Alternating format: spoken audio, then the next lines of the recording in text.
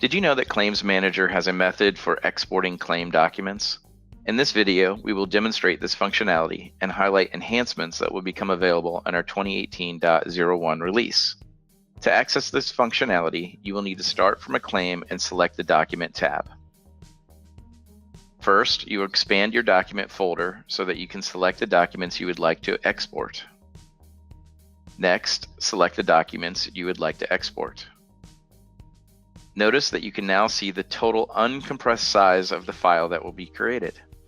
This will allow you to limit the number of documents selected so the file size does not exceed specific internal or external recipient limitations. Now you are ready to export your documents. You are given the option to download, save, or email the documents. We will email these documents. Note that there is an option to compress attachments into a zip file. Notice that you are now provided with the total size of the zipped file.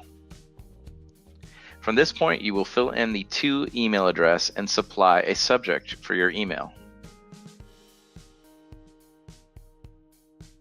We hope that you found this video helpful. If you have any questions, please feel free to reach out to us and we will be happy to assist you.